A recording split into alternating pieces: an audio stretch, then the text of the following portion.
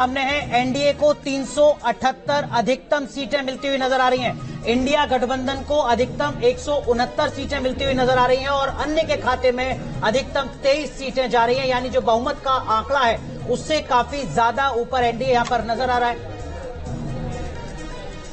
और इस बीच राज्यवार किस तरीके की स्थिति है, जरा वो एक बार दर्शकों के सामने रखते हैं। और सबसे पहले बहुत दिलचस्प है, देश के सबसे बड़े सूबे उत्तर प्रदेश के आंकड़े किस तरीके के हैं वो आपके सामने।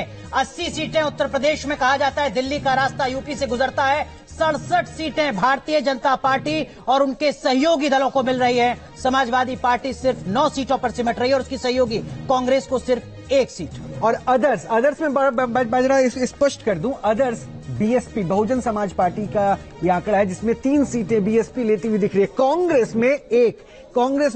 मैं एक प्रतिक्रिया राहुल जी इस पे आपसे ये लूंगा, कांग्रेस में एक, ये एक रायबरेली देख रहे हैं या अमेठी देख रहे हैं? जाहिर है ये तो रायबरेली ही होगी। हाँ, अमेठी इसमें नहीं हो सकती, मुझे नहीं लगता। अमेठी अगर होगी तो बहुत बड़ा आश्चर्य होगा ये, लेकिन ये रायबरेली है, ये हम मान के चले। संभावनाएं भी, उसके कारण भी सबको पता है। तो उसमें वो सबसे अगर पारिवारिक सीट अगर है कांग्रेस की कोई उत्तर प्रदेश में, तो अमेठी से पहले रायबरेली है। तो वहां पर अब राहुल गांधी भी वहां गए हैं, तो इसके ये भी कोई किस कारण से गए हैं ये भी हमको बहुत स्पष्ट है। और वहां उनके लिए सामने जो चुनौती है वो भी उतनी कड़ी नहीं थी। यहाँ अमेठी में जो चुनौती थी इनकी स्मृति ईरानी की, उससे बचने के लिए ही वो रायबरेली गए हैं। तो जाहिर है कि वो एक बेहतर, ज्यादा सुरक्षित सीट थी, तो मान सकते हैं कि ये लेकिन मनोज सर, अगर एनडीए को उत्तर प्रदेश में 67 सीटें मिल रही हैं तो इसका मतलब भी कि इंडिया गठबंधन की जो सारी रणनीति थी, जिसमें ये कि यादवों को कम से कम टिकट दिया जाए, मुसलमानों को कम से कम टिकट दिया जाए, वो सारी रणनीति ध्वस्त हो रही है। देखिए, यूपी में 2 बड़े फैक्टर हैं। मोदी तो फैक्टर है ही है, लेकिन वहाँ एक और एडिशनल फैक्टर है, वहाँ के जो चीफ मिनिस्टर हैं उनका, योगी का काम वहाँ काफी अच्छा है। लॉ एंड ऑर्डर जो पहले एक बहुत बड़ी समस्या होती थी, आज यूपी में वो समस्या नहीं है। सोशल सिक्योरिटी की जितनी भी स्कीम्स हैं, सोशल वेलफेयर की जितनी भी स्कीम्स हैं, उनका यूपी में इम्प्लीमेंटेशन बहुत अच्छा है। अगर हम वहाँ इंफ्रास्ट्रक्चर की बात करें तो यूपी में जहाँ पहले टूटी फूटी सड़कें होती थी, इंफ्रास्ट्रक्चर वहाँ उसकी पोजीशन काफ़ी इम्प्रूव हुई। इलेक्ट्रिसिटी की बात करें तो पहले के मुकाबले इलेक्ट्रिसिटी काफ़ी ज़्यादा इम्प्रूव हुई और एक बहुत बड़ी फॉलोइंग है। और अगर राम मंदिर की बात करें तो राम मंदिर का भले ही बाकी जो स्टेट्स हैं वहाँ इतना ज़्यादा इम्पैक्ट ना हो, लेकिन यूपी के कुछ पॉकेट्स में उसका इम्पैक्ट काफ़ी ज़्यादा है। तो यूपी में 2 फैक्टर हैं, मोदी फैक्टर और उसके साथ साथ योगी। तो मुझे लगता है कि ये 2 फैक्टर जब सामने आए तो बाकी सारी इक्वेशन उसके साथ अपने आप ही खत्म हो गई, ध्वस्त हो गई बाकी सारी चीजें। एनके सिंह साहब, ये पॉइंट जरा देखिए। मैं समाजवादी पार्टी को देख रहा हूँ 9 सीट और अदर्स में चूंकि हम बीएसपी को दिखा रहे हैं 3 सीट, यानी 2019 में ये आपस में मिलकर थे तो बीएसपी ज्यादा सीटों पे थी। इस बार समाजवादी पार्टी को आप मतलब अच्छे परफॉर्मर के तौर पे मान रहे हैं क्या? हाँ, ये बड़ा अजीब सा होता है कि आपके एफपीटीपी सिस्टम की ये बहुत बड़ी खराबी है। जब हम लोग इसको एनालाइज करते हैं कि एफपीटीपी सिस्टम क्या भारत के लिए सुटेबल है, तो ये पाया जाता है ये बिल्कुल सुटेबल नहीं है। आप अगर गौर से देखें तो जितने वोटों पे दक्षिण भारत में एक राज्य कुल वोटों की संख्या जो होती है उस पे वो 30-40 सीटें ले जाता है लोकसभा की, उसके 3 गुने पे भी यूपी में एक पार्टी 5 सीट नहीं पा पाती है। तो ये एक पैराडॉक्स है। यहाँ पे यूपी में जो मनोज जी ने कहा है, इसमें सिर्फ ये ऐड करना है कि अकेला स्टेट है पूरे देश पे जिसमें कि राज्य के जो कार्य हैं वो पॉजिटिव रूप से वोटर को लोकसभा में भी बीजेपी को वोट दिला रहे हैं। हरियाणा बिल्कुल उल्टा है इसका। आपको मालूम है कि बीच में हरियाणा में चीफ मिनिस्टर, दर्शक लगातार इंतजार कर रहे हैं कि अब अगले राज्य का नंबर कब आता है, तो राजधानी दिल्ली लेकर चलते हैं। दिल्ली में 7 लोकसभा सीटें और इस बार न्यूज नेशन के सर्वे में 7 सीटों की क्या कुछ तस्वीर है वो आपके सामने। जो तस्वीर 2014 में थी, जो तस्वीर 2019 में थी, वही तस्वीर 2024 में भी नजर आ रही है। दिल्ली की 7 लोकसभा सीटों पर भारतीय जनता पार्टी ही कमल खिलाती नजर आ रही है। यानी लखनऊ से देखी वो जो गाड़ी चली ना, दिल्ली पहुंचते पहुंचते 7 के 7 आंकड़ों में 7 के 7 सीट बीजेपी लेकर पहुंच रही है। और आम आदमी पार्टी और कांग्रेस हालांकि गठबंधन में थे इसलिए, लेकिन फिर भी हमने सेपरेट करके ग्राफिक्स में दिखाया बेशक है, लेकिन ये समझ लिए खाता नहीं खुलता दिख रहा। हमारे एग्जिट पोल में 7 के 7 सीट दिल्ली के बीजेपी लेके जा रही है। संजय निरुपम साहब, एक रिएक्शन इस पे।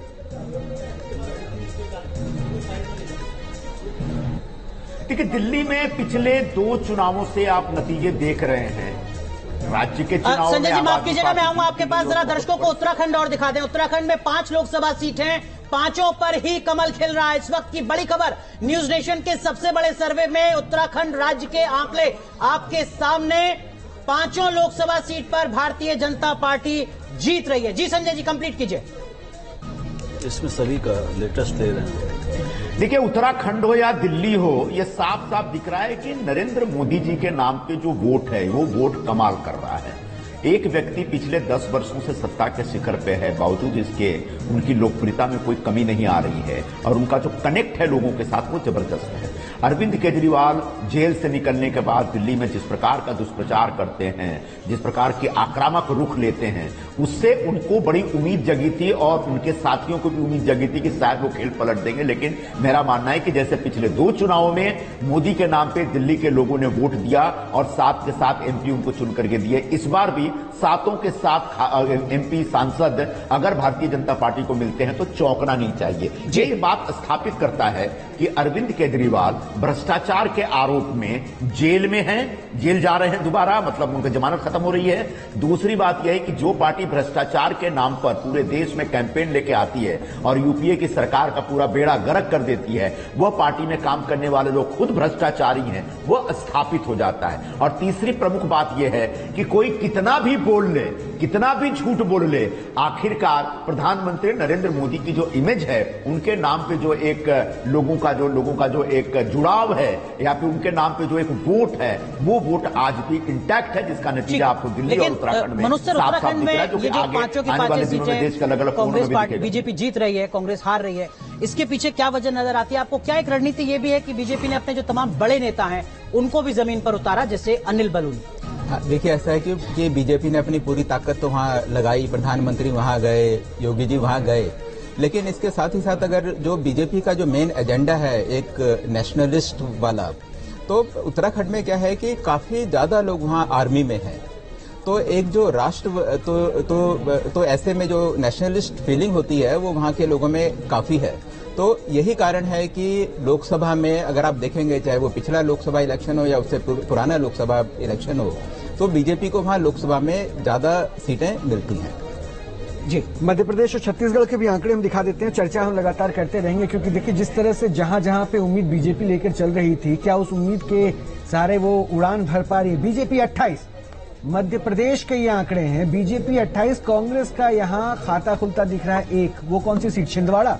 राहुल जी मध्य प्रदेश पे कमेंट देते चलिए। छिंदवाड़ा क्या आप देख रहे हैं? यहाँ पर हमारे एग्जिट पोल में कांग्रेस को 1 सीट, 28 बीजेपी। क्या छिंदवाड़ा मान रहे हैं कमलनाथ के गढ़ में उनके बेटे को? आपका अनुमान सही है, मैं सहमत हूँ। छिंदवाड़ा ये हो सकती है, क्योंकि हम जानते हैं कि वही एक सीट है जहाँ बिल्कुल बीजेपी की पुरानी पिछली आंधियों में भी कमलनाथ और उनकी सीट वो खड़ी रही। अच्छा, ये आंधी शब्द जो आपने इस्तेमाल किया, मतलब आपने आंधी इस एग्जिट पोल में महसूस कर ली बीजेपी को लेकर? आंधी शब्द का इस्तेमाल आपने किया, मैं पहली बार सुना आपकी जुबान से आंधी, तो यानी आपने ये आंधी एग्जिट पोल में पिछली बार की तुलना में, देखिए ये भाई हम जानते हैं कि कुछ 4-5 प्रदेश ऐसे हैं जहां पर बीजेपी बिल्कुल अपने चरम पर थी, लगभग 100%, कई जगह पूरा 100%, कहां पर कहीं पर 95-98। तो एक सीट जो हमेशा रही कांग्रेस के साथ वहां पर पिछले चुनावों में भी बीजेपी की, अब आंधी कहेंगे अगर आपको 100% या 95% सीटें मिल रही हैं, तो उस प्रदेश के लिए तो ये आंधी है यकीनन। हालांकि कांग्रेस पार्टी ने तैयारी पूरी की थी। 30 साल के बाद दिग्विजय सिंह खुद चुनावी मैदान में उतरे थे अपने संसदीय क्षेत्र से 1991 के बाद। कांतिलाल भूरिया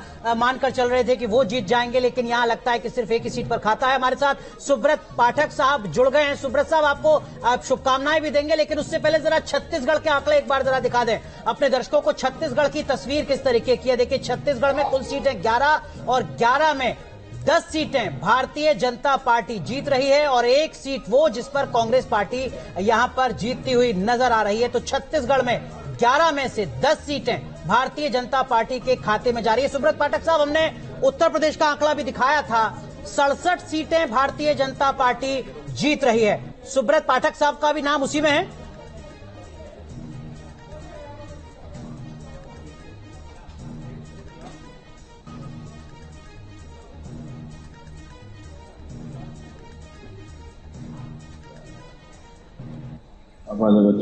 जी सुब्रत जी, आवाज पहुंच रही है आप तक? हाँ, आ रही है, अब आ रही है। हमने अभी उत्तर प्रदेश के आंकड़े दिखाए थे, 80 में से 67 सीटों पर बीजेपी जीत रही है। आपको भी शुभकामनाएं दे दें। जी, बहुत धन्यवाद आपका। लेकिन हमको लगता है कि अभी जब एक्चुअल में जब आएगा नतीजा तो इससे ज्यादा सीटें हम लोग जीतेंगे। तो मतलब आप 9 सीट जो समाजवादी पार्टी को लगभग मिलती दिख रही है हमारे एग्जिट पोल में, आप 370 से ऊपर आपका गठबंधन पहुंच रहा है, आप उस पर तो एतबार करते हैं ना? तो 9 सीटें पे चैलेंज कौन देख रहा है? आपकी वाली सीट पे आपको चुनौती मिल रही है क्या? ये महसूस कर रहे हैं क्या? नहीं, देखो ऐसा है कि हमको जो लगता है कि ये अभी आंकड़ा हमारा बढ़ेगा अभी उत्तर प्रदेश में। आपने जो 67 सीटें दी हैं और मुझे लगता है 70 से अधिक सीटें भारतीय जनता पार्टी जीतेगी। और क्या आधार इसके पीछे का? नहीं, इसके पीछे का आधार आपने जो जिस आधार पर आपने 67 सीटें दी है, यही आधार है। तो अभी बहुत सा वोट अभी आप जो साइलेंट मतदाता है वो भी भारतीय जनता पार्टी के पक्ष में गया है। तो मैं समझता हूँ कि वो सारे गणित फेल हो जाएंगे। इस जाति उसको वोट देता है, ये जाति ने उसको वोट किया। तो भी जब आगे जब पूरे वोट खुलेंगे तो ये अनुमान से और बेहतर अनुमान आपका। सुब्रत साहब, आपने खुद अभी जो है ना 80 के 80 नहीं कहा, आपने कहा 70 प्लस लेके जाएंगे, यानी कुछ सीटें आप समाजवादी पार्टी को दे रहे हैं। तो फिर से मैं एक प्रश्न पूछता हूँ, वही प्रश्न, अपनी सीट को आप जीत रहे हैं, ये मान के चले, आश्वस्त रखें। मैं क्योंकि हमारे साथ बहुत लंबा चौड़ा पैनल बैठा हुआ है, एक्सपर्ट्स हैं सारे, इसलिए उनसे वो सुनना चाह रहे थे। देखिए, आप ये मान के चलिए कि हमारी सीट जो है वो पिछली बार गठबंधन में भी भारतीय जनता पार्टी यहाँ से जीती थी। तो इस बार मैं समझता हूँ कि निश्चित रूप से कन्नौज की जनता ने फिर से भारतीय जनता पार्टी को आशीर्वाद दिया है और इस बार गठबंधन नहीं था।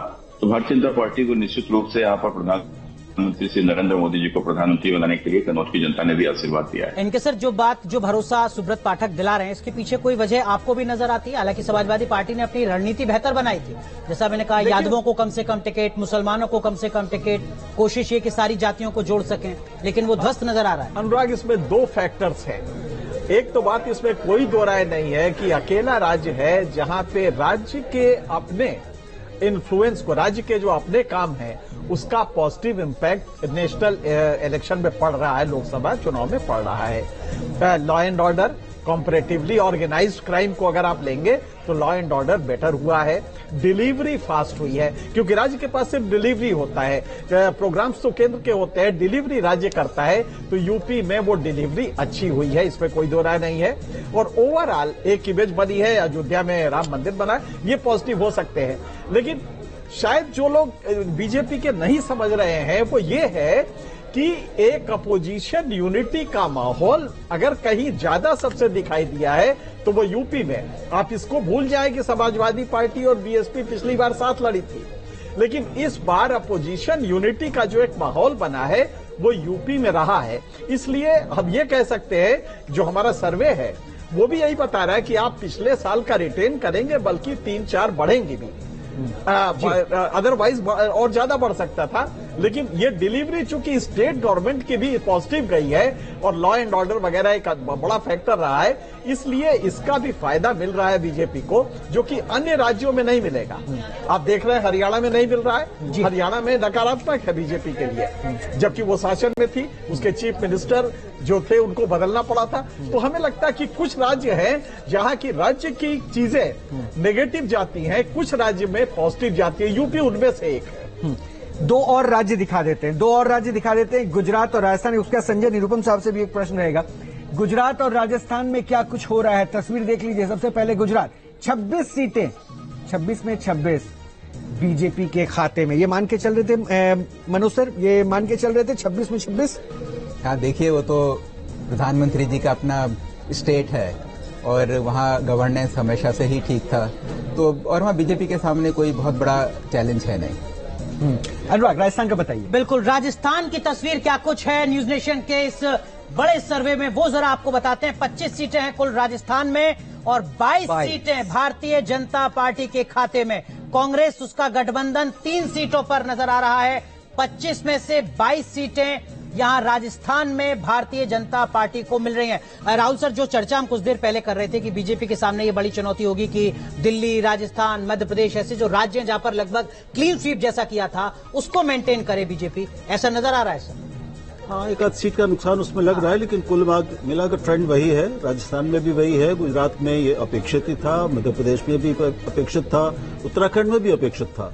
तो इसमें अभी तक मतलब मुझे कुल मिलाकर कई आश्चर्यजनक नतीजे दिख रहे हैं। अब ये हम जानते कि अनुमान है, लेकिन समग्रता में देखें तो जो जीत का और एक अच्छी जीत की उम्मीद हमें थी बीजेपी की, एनडीए की भी, वो हमें सब जगह से दिख रही है। अलग अलग राज्यों के विस्तार में जाएंगे तो कुल मिलाकर वहां पर कई जगह हमें थोड़ी सी आश्चर्यजनक, मुझे कई जगह कुछ चीजें अविश्वसनीय सी लग रही हैं कि लग नहीं रहा कहीं पर भी कि बीजेपी को कोई चुनौती मिली है कहीं भी।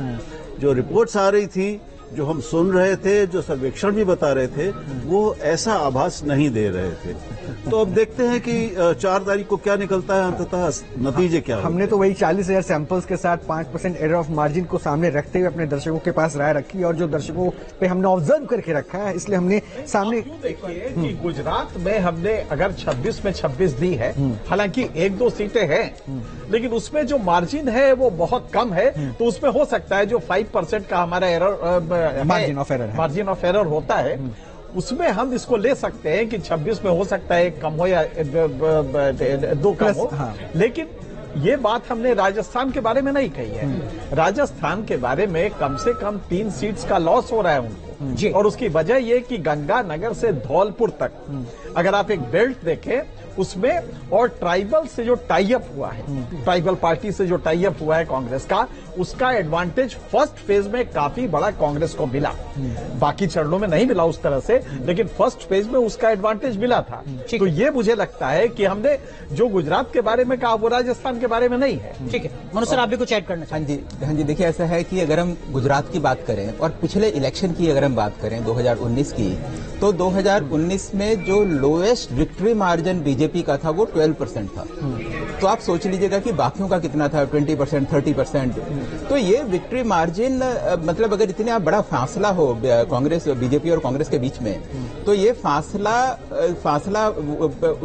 इस फासले को पूरा करने के लिए कोई स्ट्रांग रीजन होना चाहिए, कोई वेव होनी चाहिए, और इस तरह का कोई स्ट्रांग रीजन इस बारी ग्राउंड में था नहीं। यही कारण है कि गुजरात में 26 में से 26 सीटें बीजेपी की आती है।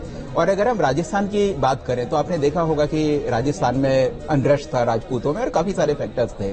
कई जगह जो लोकल जो कैंडिडेट थे उनसे लोग खुश नहीं थे, लेकिन इस सब के बावजूद भी मोदी का चेहरा एक बहुत बड़ा फैक्टर था। बीजेपी की वहां स्ट्रांग ऑर्गेनाइजेशन, वो भी एक फैक्टर था। और दूसरा 2019 में वहां भी बीजेपी और कांग्रेस के बीच में विक्ट्री मार्जिन बहुत ज्यादा था। तो जो ये लोकल फैक्टर्स ने 2-3 सीटें या कुछ सीटें इफेक्ट करी होंगी वहां, लेकिन जो एक ओवरऑल अगर हम देखें तो बीजेपी के पास एक एडवांटेज बहुत ज्यादा था। अच्छा संजय जी के पास भी मैं जुड़ूं। हरीश रावत साहब भी हमारे साथ जुड़ चुके हैं। हरीश जी बहुत बहुत स्वागत है। संजय जी थोड़ा सा वेट आपको ज्यादा करवा दिया, लेकिन एक प्रश्न, चूंकि मैं आंकड़े बिहार और झारखंड के भी सामने भी टीवी स्क्रीन पे रखूंगा, मुझे सिर्फ इतना समझिए, महाराष्ट्र के बारे में मैं अभी पूछ ले रहा हूं कि ऐसा तो नहीं कि इस बार चूंकि पार्टी आपस में बिखर गई, टूट गई, हिस्से बिखर गए, तो इसका डेंट हो सकता है क्या महाराष्ट्र में बीजेपी के अलायंस को मिलने के अनुमान जो लग रहे हैं वो महसूस कर पा रहे हैं क्या?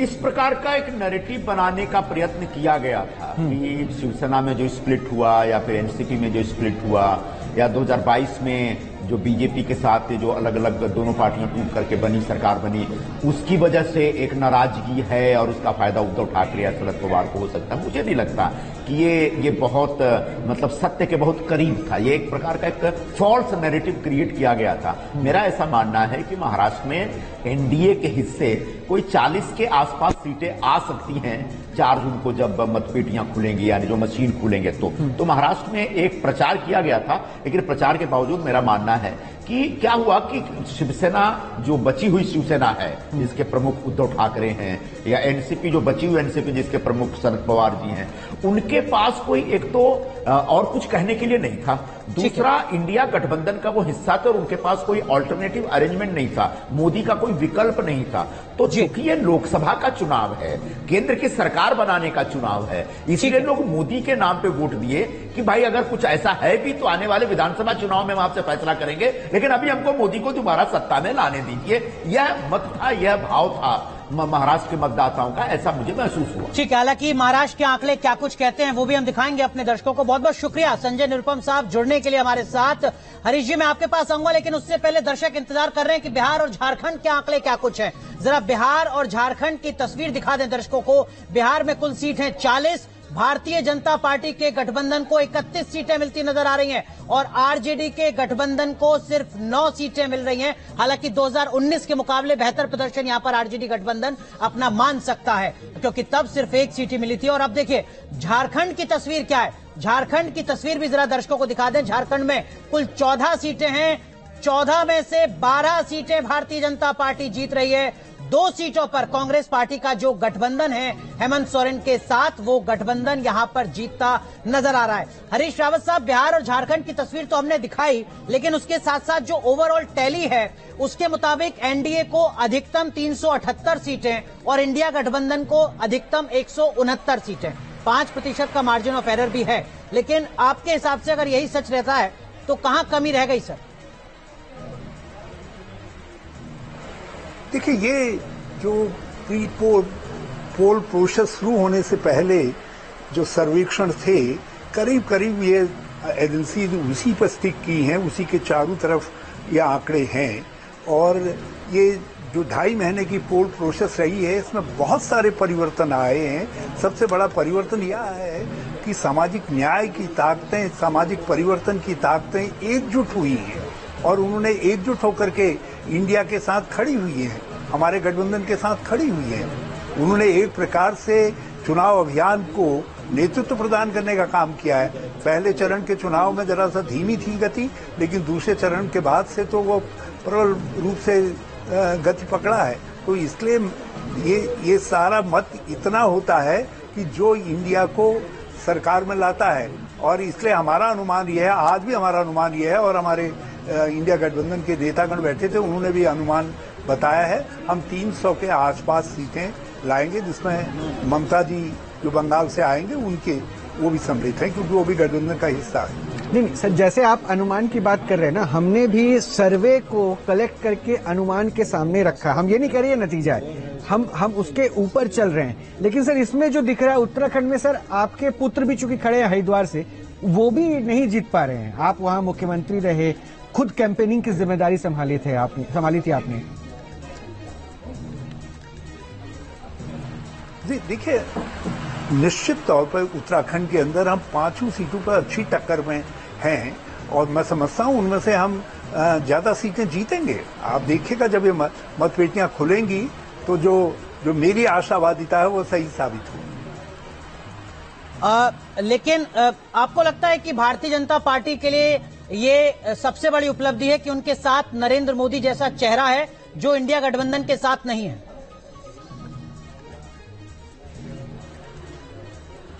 देखिए, चेहरे जो है, अटल जी से बड़ा कोई चेहरा नहीं हो सकता है विपक्ष के पास। लेकिन जब परिवर्तन की बात आई तो 2004 में लोगों ने इंडिया साइनिंग के हीरो अटल बिहारी वाजपेयी जी को चुनाव में पराजित कर दिया, उनके नेतृत्व को पराजित कर दिया।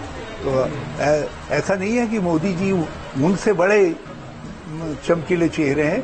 कितना ही मीडिया मैनेजमेंट कर दें, अटल बिहारी वाजपेयी जी की जो स्वीकारिता थी, वो स्वीकारिता के लेवल को जो है कोई दूसरा नहीं छू सकता है अभी भारतीय जनता पार्टी के अंदर। आप किसी भारतीय जनता पार्टी वाले से भी पूछ करके देख लीजिएगा। लेकिन तो इसलिए जब जनता परिवर्तन का मन बना लेती है, ये जनता ने इस समय परिवर्तन के लिए वोट दिया है, बदलाव के लिए वोट दिया है और अपने इश्यूज पे दिया है, अपने इश्यूज को छांटा है, लोकल, अपनी महंगाई को, बेरोजगारी को, ऐसे सवालों को छांटा है जो उसके जीवन को प्रभावित कर रहे हैं। और उनको लगा कि कांग्रेस ठीक कह रही है कि अपने को देख करके वोट करिए, और लोगों ने अपने को देख करके वोट किया। इसलिए लोगों ने परिवर्तन के लिए वोट किया और लोगों को लगा कि ये 400 के पार का नारा जो है, ये जो घमंड का द्योतक है, और उन्होंने इसको लॉक स्टॉक रिजेक्ट कर दिया। उनको लगा कि इसके आड़ में कहीं ऐसा इरादा तो नहीं है कि संविधान में परिवर्तन लाएं, उसमें बदलाव लाएं, आरक्षण और सामाजिक न्याय को पृष्ठभूमि में डाल दें। तो इसलिए लोगों ने वोट किया है। बिल्कुल हरीश जी, देखिए ये तो मतलब मैं